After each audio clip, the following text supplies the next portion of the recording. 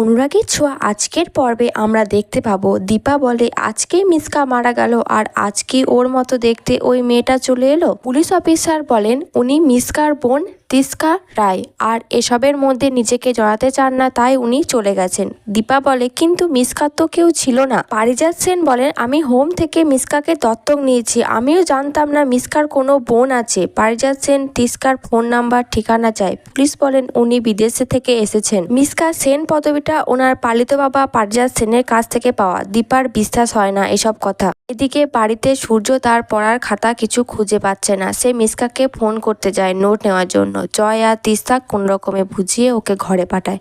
দীপা জয়কে ফোন করতে বলে যে সেনগুপ্ত বাড়িতে সে আসবে, সূর্য যেন তাকে দেখতে না পায়। শ্মশানে মিসকাকে দেখেছে বলে, কিন্তু লাবণ্য তার কথা বিশ্বাস করে না। দীপা বলে পারিজাত সেনও জানতো না যে মিসকার বোন আছে। পুলিশ অফিসার নাকি বলেছেন উনি মিসকার বোন। তারা পুলিশ স্টেশনে যাবে বলে ঠিক করে। অন্যদিকে সূর্য বলে তোমরা মিসকার খোঁজ করছে, থানায় কেন যাবে? তখন লাবণ্য কথা ঘুরিয়ে দীপাকে দেখিয়ে বলে ওনার স্বামী ঘরে ঢুকতে দিচ্ছে না, তাই আমরা থানা কমপ্লেন করতে যাব। থানার পুলিশ অফিসার দীপাদের বলেন তারা সব ধরনের তদন্ত করেছে।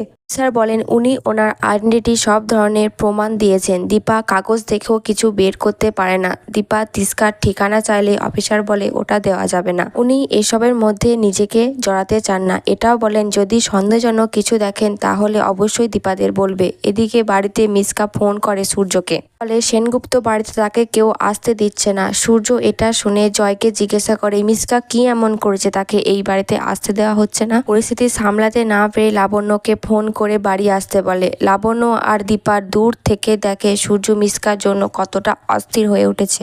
মিসকা ওদের জীবন নষ্ট করে দিয়েছে তার কথা সূর্যকে বলতে দেখে দীপার খুব কষ্ট হয়। সূর্য ঘরে চলে গেলে শেফালি বলে ফোনটা তো একটা ছেলে করেছিল, কিন্তু উনি কেন মিসকার নাম করছেন? ডক্টর সান্যাল বলেন সূর্য এই সব কিছু কল্পনা করছে। ইনিশিয়াল স্টেজে কাউকে যখন সূর্য চিনতে পারছিল না তখন দীপাকেই আঁকড়ে ধরেছিল। দীপার প্রতি সূর্যের ভালোবাসাটা কোথাও হারিয়ে গেছে, আমাদের ওটা ফিরিয়ে আনতে হবে। পরের পর্বে দেখা যায় লাবণ্য ডক্টর সান্যাল দীপাকে আবার সূর্যের বন্ধু হয়ে উঠতে বলছে। দীপা বলে এতদিন যখন এত পরীক্ষা দিয়েছি এটাও আমি দেব। তাহলে সূর্য আর দীপার জীবনকে আবার নতুন করে অনুরাগের ছোঁয়া লাগতে চলেছে। জানতে হলে দেখতে থাকুন টলিউড গল্প।